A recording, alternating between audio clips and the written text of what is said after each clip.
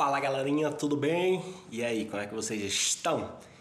Estou de volta, Brasil, depois daquele Globo Repórter que vocês viram no Egito. Muita coisa boa lá, viu gente? Muita coisa boa, mas sobretudo, claro, foi uma viagem de trabalho, mas assim, as malhas da sincronicidade nunca falham, nunca falham. E é impressionante perceber que tem uma galera cuidando de cada passo que a gente dá para que a gente viva exatamente aquilo que a gente se propôs a viver nessa encarnação. Isso é muito, muito, muito legal. Eu ainda não vou falar de pirâmide nem das experiências do Egito. Eu sei que tem um monte de gente curiosa aí para saber, mas assim, eu não tenho ainda condições de falar disso, porque é tão forte que eu ainda começo a falar e começo a chorar, começo a me emocionar. Ainda estou aprendendo a administrar toda a carga de energia recebida lá e tudo que aconteceu. Então, no momento oportuno nós vamos falar. Fiz umas imagenzinhas bem legais para dividir, para a gente conversar. Vai ser muito bom. Mas por hora, pensamento e vida. Hoje nós vamos falar de auxílio. Vem comigo!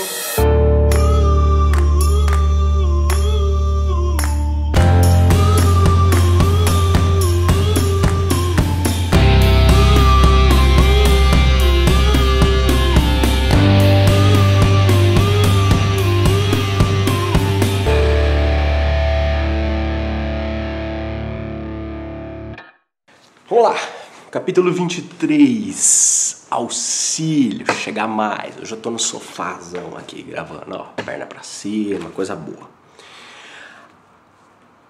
Vocês sabem como é que Emmanuel é, né? Olha só, auxiliar espontaneamente é refletir a vida divina por intermédio da vida do nosso eu, que se dilata e engrandece à proporção que nos desdobramos no impulso de auxiliar.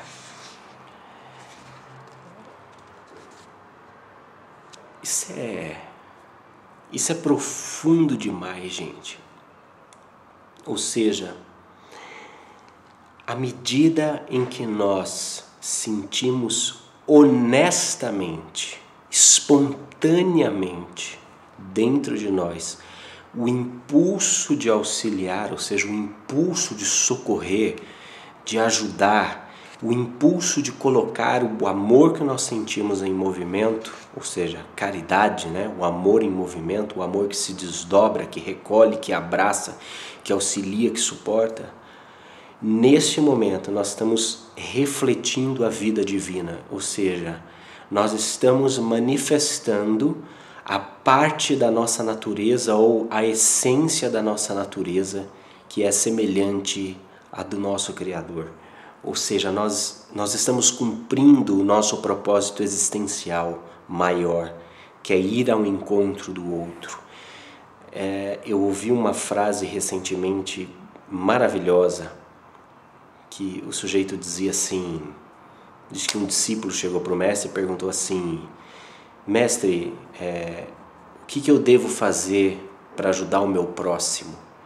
E diz que o mestre perguntou: que próximo? O discípulo estava indo buscar um conselho para tentar se expandir, encontrar, apagou uma luz, para ir encontrar o próximo, e o mestre está anos-luz à frente dizendo: não tem próximo, nós somos todos um, né?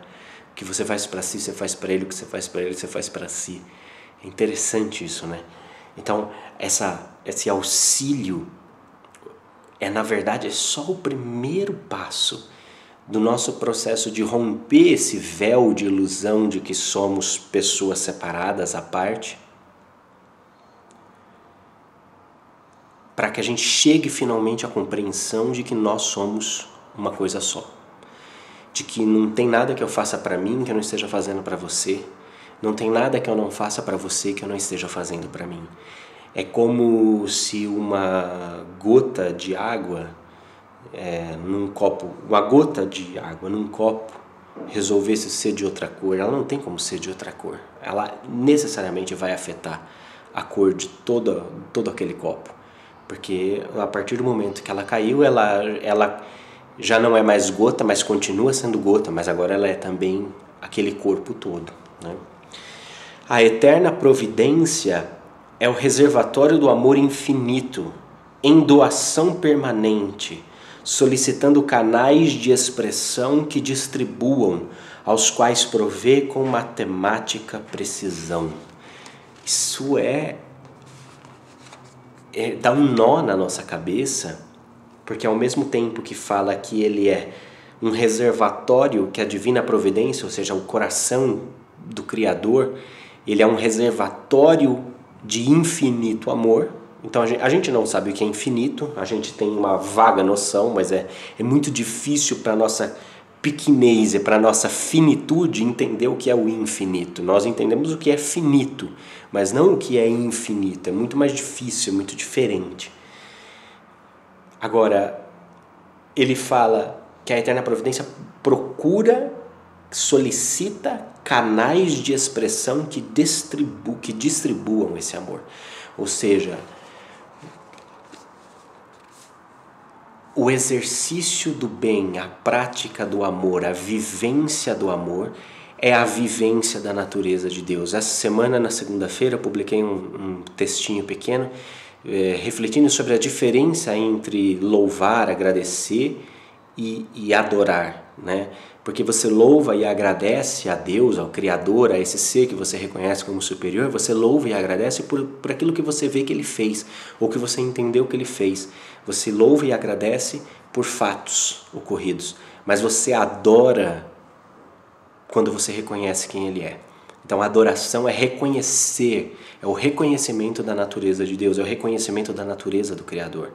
Então eu adoro, eu louvo a Deus porque graças a Deus eu tenho um emprego, eu louvo a Deus porque eu consegui superar uma dificuldade, uma barreira interior, eu louvo a Deus por ter encontrado todos vocês. Você vê, são todos fatos, então fatos nos quais eu vejo a providência, nos quais eu vejo a mão de Deus, a mão da sincronicidade atuando, porque a sincronicidade é a mão de Deus, né? A sincronicidade é a providência, o novo nome é o nome quântico da providência, é sincronicidade. Então eu louvo a Deus por todos esses fatos nos quais eu reconheço a sincronicidade dele, mas eu adoro por aquilo que ele é. Então ele é amor, eu reconheço na sua natureza o amor infinito. E ao reconhecer na sua natureza o amor infinito, eu ao mesmo tempo me reconheço parte dele. Eu ao mesmo tempo me percebo diluído nele. É como já brinquei com esse exemplo, é como um peixe está para a água. A água está dentro dele, está fora dele, está nele.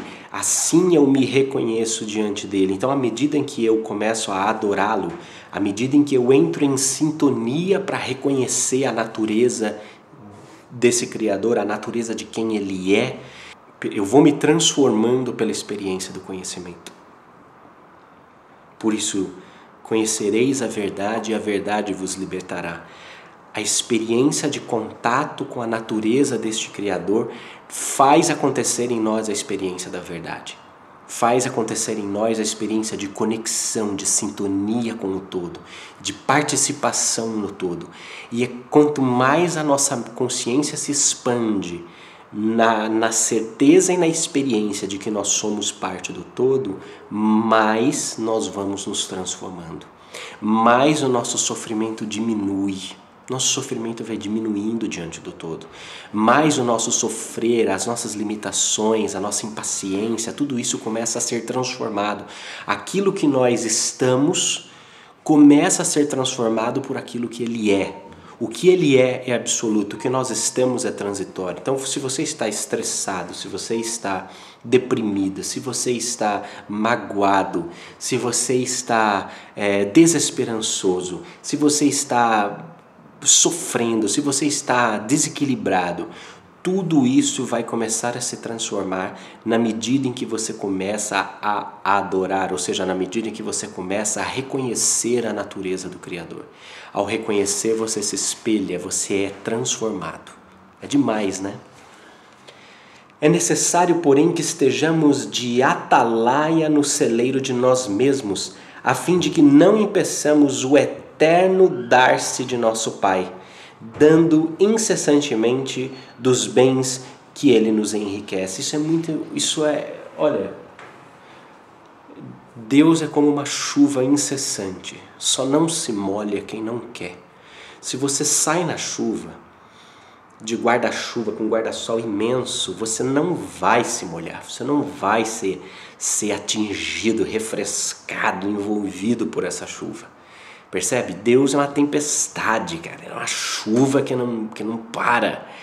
E só não se molha realmente quem se protege dela. A questão é que as nossas ilusões, ou as ilusões do nosso ego, são muito fortes, muitas vezes. Nós não queremos ter essa experiência, porque nós temos medo de ser transformados por ela. Nós temos medo da verdade. Nós temos medo da verdade porque nós somos inseguros. Nós somos inseguros, nós não bancamos quem nós de fato somos. Nós preferimos os disfarces, as máscaras que nos fazem ser aceitos pela grande maioria da sociedade, uma sociedade absolutamente patética, pobre espiritualmente. Nós não bancamos quem nós de fato somos. Nós não bancamos a experiência da verdade, nós temos medo. Porque nós sabemos, no fundo, nós sabemos que o contato com ela, o contato com ele, ou com ela, ou com esse cara, com essa mina, sei lá, chama do que quiser, o contato com essa fonte criadora nos transforma, gente, e nos faz ir ao encontro, Nós ainda somos criancinhas imaturas, essa que é a verdade. Quem observa os princípios da eletricidade não ignora que o fluxo constante da força para a consecução dos benefícios que ela produz reclama um circuito completo.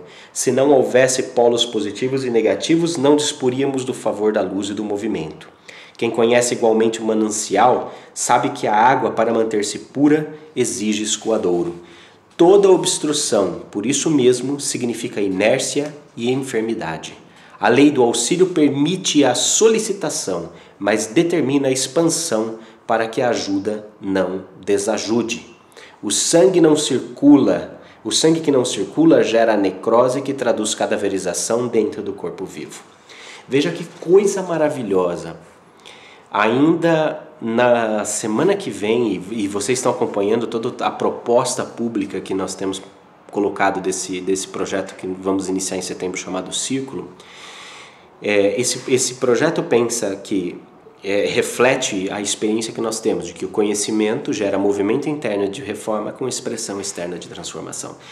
É movimento, gente. À medida em que nós experimentamos o conhecimento, que nós acessamos a verdade ou a porção da verdade que nós somos capazes de processar, isso começa a gerar um rebuliço dentro de nós e nos coloca em movimento. Movimento de reforma e movimento de encontro com o outro através das ações de transformação. Não tem como ser diferente. Não tem como ser diferente. Porque se o cara tem muito conteúdo, mas não expressa isso em movimento interno de reforma com expressão externa de transformação, então ele só tem conteúdo, ele não está acessando a verdade. Porque a verdade transforma, a verdade liberta, a verdade integra. Essa que é a questão. Eu sempre pergunto assim, nas minhas palestras, qual era o maior desejo de Jesus? E as pessoas falam assim, que todos se amem.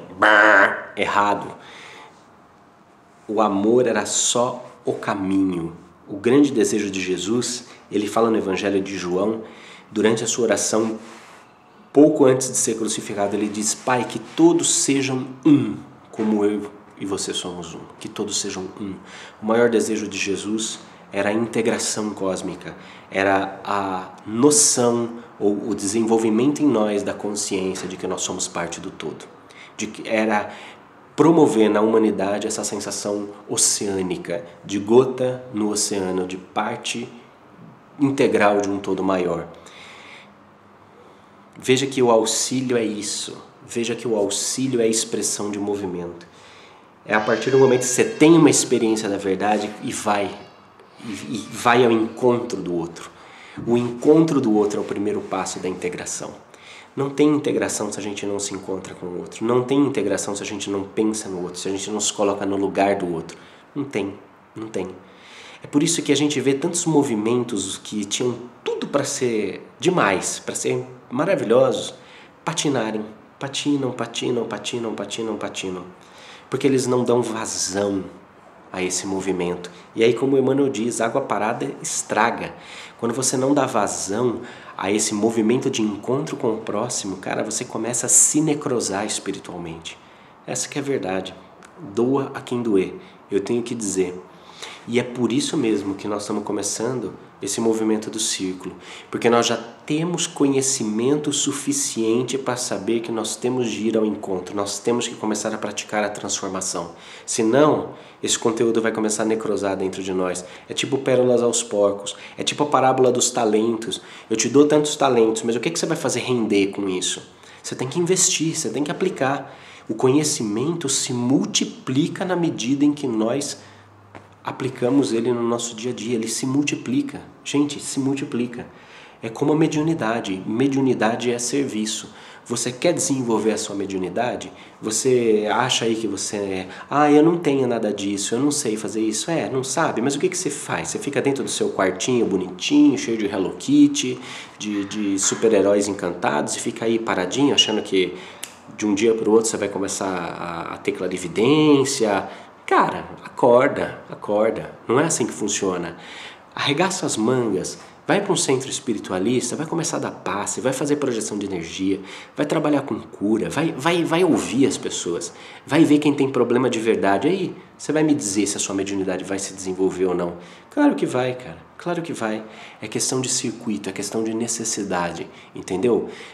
Lâmpada desplugada, abajur desplugado da tomada não ilumina.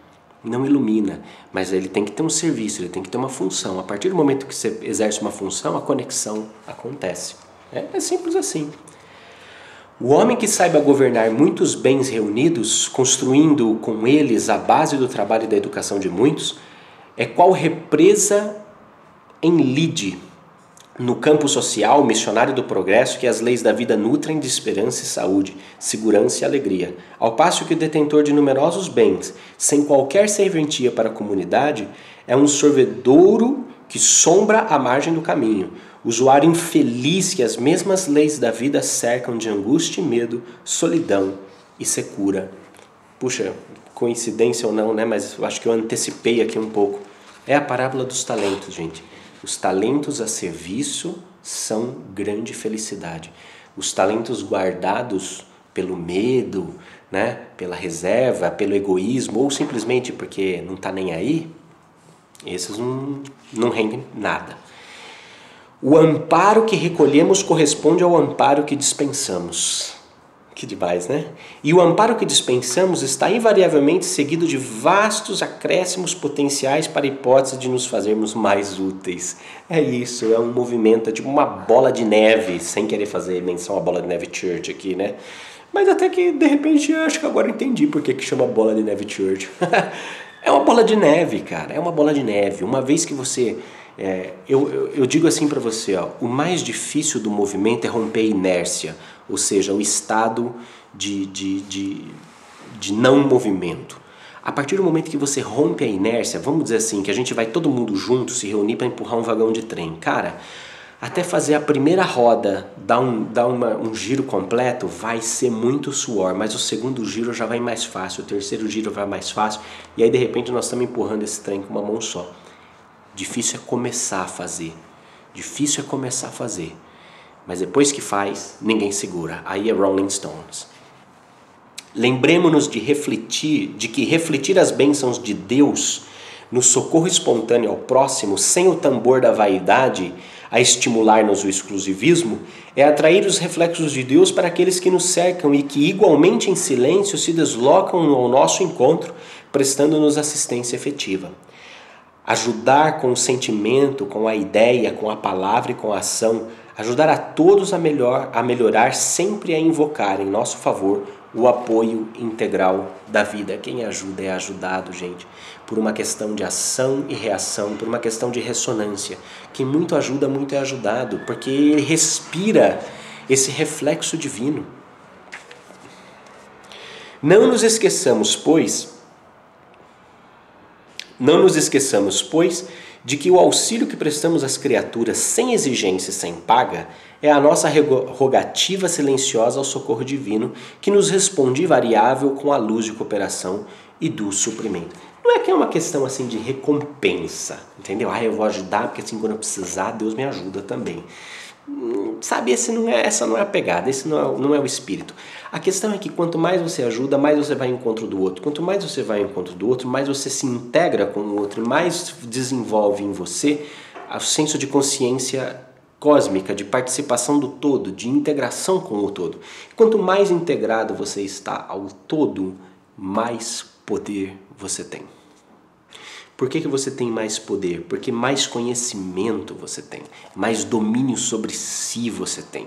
Quem tem domínio sobre as próprias habilidades, sobre a própria natureza, não espera o milagre divino, ele faz o milagre acontecer, a hora que for necessário. Mas tudo isso pautado, obviamente, na sinceridade do coração.